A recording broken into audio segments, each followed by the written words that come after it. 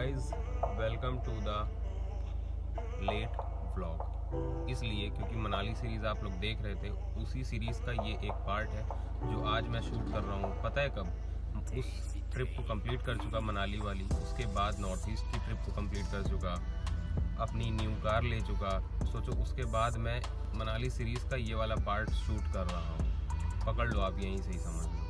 फिलहाल आगे बढ़ते हैं। आप लोगों की बहुत सारी डिमांड आ रही थी, बहुत सारे क्वेश्चंस आ रहे थे उस ट्रिप से रिगार्डिंग, मनाली ट्रिप से रिगार्डिंग, गाड़ी का माइलेज वगैरह, टोटल ट्रिप में एक्सपेंस कितना हुआ, हेक्सा कितने का डीजल पी ली, और ओवरऑल हेक्सा के साथ एक्सपीरियंस कैसा रहा, ब्रेकडाउन वगैरह से रिलेटेड। तो मैं सोचा कि एक सेपरेट ब्लॉग ही बता देते हैं जिसमें मैं सारे एक्सपेंसेस भी अभी क्लियर कर दूंगा कि इस ट्रिप में टोटल कितना एक्सपेंस हुआ था। जिसमें कि गाड़ी का रेंट, मतलब जूम कार से रेंट किया था टाटा हेक्सा को, तो उसका रेंट बता दूंगा, फ्यूल कितना लगा हेक्सा में, और टोटल एकोमोडेशन, स्टे, फूडिंग वगैरह, टोल टैक्स वगैरह, स्टेट टैक्स वगैरह, सारी चीज़ें इस ब्लॉग में मैं अभी आप लोगों को क्लियर कर दूंगा। मुश्किल से 10 या 12 मिनट का ये ब्लॉग होगा। स्टेट टैक्स इसलिए क्योंकि जूम कार में जितनी भी गाड़ियाँ होती है वो कमर्शियल होती है, क्योंकि आप उस गाड़ी को रेंट करते हो तो वो कमर्शियल गाड़ी होती है। तो हर एक स्टेट में आपको उस गाड़ी का स्टेट टैक्स पे करना होता है जो उस स्टेट की गवर्नमेंट आपसे चार्ज करती है। ठीक है, रिसिप्ट वगैरह सारी चीज़ें आपको मिलती है।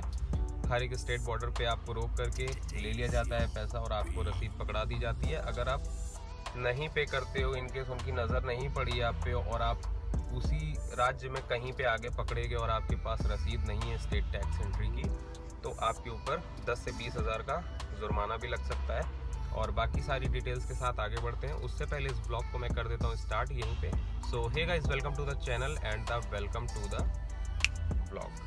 तो गाइस सबसे पहले शुरुआत करते हैं गाड़ी के रेंट से, क्योंकि गाड़ी से ही ट्रिप स्टार्ट होती है। तो पहले गाड़ी रेंट किया जूम कार से, और जूम कार के बारे में अगर आप लोग को डिटेल में सारी चीज़ें जानना है, कैसे बुक करते हैं, क्या क्या कैसे कैसे चार्जेस होते हैं, एक्सेस किलोमीटर्स वगैरह के बहुत सारे चार्जेस होते हैं इनके, तमाम तरीके के, टाइम वगैरह अगर आप डिले करते हो कैसे ये पेनाल्टी चार्ज करते हैं, किस तरीके से करते हैं, तो ये सारी डिटेल भी आप लोग को बता दूंगा अगर आप इसके लिए इंटरेस्टेड होगे तो। क्योंकि अगर यही सारी चीज़ मैं इस ब्लॉग में ऐड ऑन करूँगा तो वीडियो काफ़ी लंबा हो जाएगा।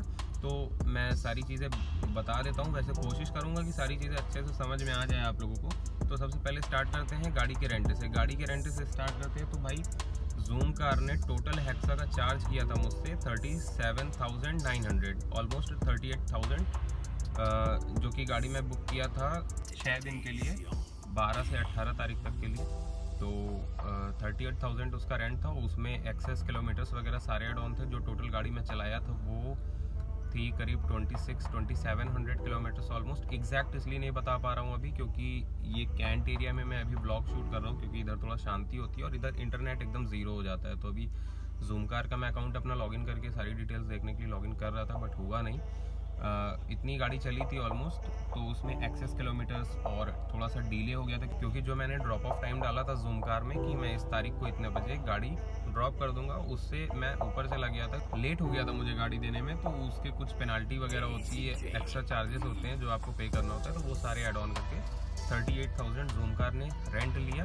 मैं आपको एक सजेशन दूंगा, जब भी आप जूम कार बुकिंग करना कभी भी अपनी, तो हमेशा 1-2 दिन एडवांस बुकिंग करना अगर आपकी लॉन्ग डिस्टेंस जर्नी है, क्योंकि आप बाद में अगर एक्सटेंड करोगे तो आपको बहुत ज़्यादा हाई चार्जेस पे करने होंगे। कंपनी आपसे बोलेगी कि हमारी बुकिंग आ गई थी, वो कैंसिल करनी पड़ी, तो इसलिए आपको फ़ाइन देना पड़ेगा। तो मतलब बहुत सारे आपको चार्जेस पे करने पड़ेंगे। तो ये कर सकते हो, ज़्यादा चार्जेस पे करने से अच्छा तरीका है ये, ठीक है। तो मैं 1-2 बार मेरे साथ ऐसा हो चुका है, इसलिए मैं आप लोगों को बता दिया हूँ, बाकी आपकी चॉइस है। तो गाड़ी का रेंट 38,000 हो गया। अब आते हैं गाड़ी के फ्यूल के ऊपर में। अब बात कर लेते हैं गाड़ी ने टोटल कितने का डीजल लिया, गाड़ी का एवरेज, सबसे मोस्ट डिमांडेबल क्वेश्चन, ठीक है। गाड़ी का एवरेज जो था वो 12 से 14 के बीच में था हाईवे पे, और उस गाड़ी में 125 किलोमीटर पर आवर की स्पीड पर लिमिटर भी लगा हुआ था। मतलब गाड़ी तो जाएगी, जितना गाड़ी की कैपेबिलिटी है वो उतना भागेगी, बट 125 से ऊपर आप जितनी बार ले जाओगे 2500 रुपये आपको फ़ाइन पे करना होगा। वो आपके अकाउंट में ऐड ऑन होता रहेगा। आपका क्रेडिट कार्ड लिंक होता है, उससे वो डेबिट करते रहेंगे, ठीक है। तो ये चीज़ें होती है। तो हालांकि वापसी में मैं ओवर स्पीडिंग किया था, वो फ़ाइन भी लगा था मुझे, बट मैंने वेव ऑफ करा लिया था उसको, एक बार ही लगा था, क्योंकि वापसी में अकेले ही आया था दिल्ली से लखनऊ तक, आपको पता ही है। तो निकाल रहा था 140 150 के समवेयर। एक्सप्रेस वे था तो ठीक है, नॉर्मल था उतना, बट इतना ओवर स्पीडिंग में सेफ़ नहीं होता है, ये चीज़ें हैं। तो एक्सप्रेस वे पर कई सारे आप लोगों को वार्निंग्स मिलते हैं, आपके स्पीड डिटेक्टर्स भी लगे होते हैं बीच बीच में, वो आपकी स्पीड तुरंत डिटेक्ट करके आपको बता देते हैं, तो ऐसा भी रहता है। तो मैंने तो फ़िलहाल वेव ऑफ करा लिया था क्योंकि उनके लिए मैं काफ़ी रेपुटेटेड कस्टमर था, ऐसा बोला था उन्होंने कि जो भी था, बट उन्होंने छोड़ दिया 2500 रुपये में। कहा ठीक है, तो फिर मैंने उसके बाद नहीं किया था ओवर स्पीडिंग। तो फ्यूल की बात करें तो भाई 120 से बिलो चल रहे थे हम, 120, 125, 110, 115 ऐसे ही चल रहे थे। तो गाड़ी जो है 12-13 का माइलेज निकाल रही थी, जो मुझे स्क्रीन में दिख रहा था। तो इस हिसाब से गाड़ी ने टोटल डीजल पिया था, टोटल ट्रिप में ऑलमोस्ट 18 से 19 हज़ार रुपये का गाड़ी ने टोटल डीजल पिया था। ठीक है, बाकी ठीक था क्योंकि डीजल भी काफ़ी कॉस्टली चल रहा है अभी। अब बात करते हैं एकोमोडेशन की। वैसे एकोमोडेशन में ज़्यादा कुछ एक्सपेंस नहीं हुआ था क्योंकि फर्स्ट स्टे हम लोगों का था करनाल में, वो भी 2 से 3 घंटे का, सिर्फ मतलब कि थोड़ा सा 2-3 घंटे अच्छे से नींद लेकर के सोने के लिए, बस हाईवे पे ही था।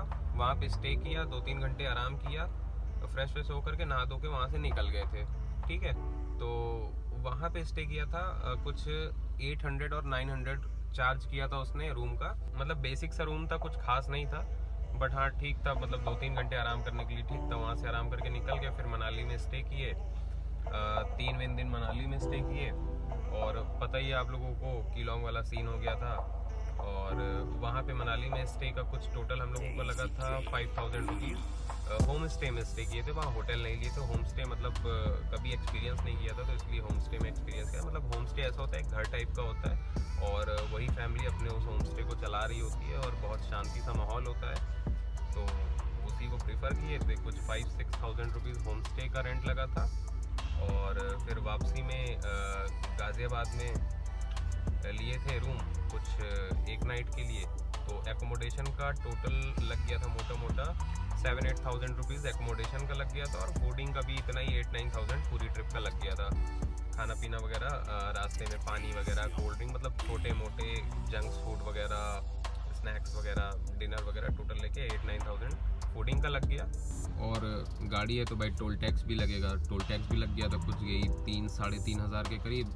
इसमें हिमाचल प्रदेश का ग्रीन टैक्स करके पर्ची कटती है, वो सबसे कॉस्टली थी इस टोल टैक्स में, और बाकी सब 300, 400, 500, 200, 250, 150 ऐसे ही चल रहा था। तो 3.5 हज़ार के करीब टोल टैक्स लग गया। और टोटल एक्सपेंस इस जर्नी का मैं बता देता हूँ आप लोगों को। टोटल कंप्लीट एक्सपेंस 75-76,000 के करीब हुआ था इस पूरी ट्रिप में, और 1-2 हज़ार ऊपर नीचे हो सकता है, अगेन बोल रहा हूँ। काफ़ी अच्छी और एडवेंचरस ट्रिप थी। बाई कार मेरी पहली इतनी लंबी रोड ट्रिप थी जो डन किया मैंने। बाकी ओवरऑल अच्छा एक्सपीरियंस था, क्योंकि लाइफ में जो मेमोरीज होती है ना, वो ऐसे ही क्रिएट होती है, और ये मैं ब्लॉग के थ्रू डॉक्यूमेंट भी कर रहा हूँ, अपनी डॉक्यूमेंट्री भी बना रहा हूँ कि फ्यूचर में मैं इस सारी चीज़ों को एंजॉय कर पाऊँ देख करके।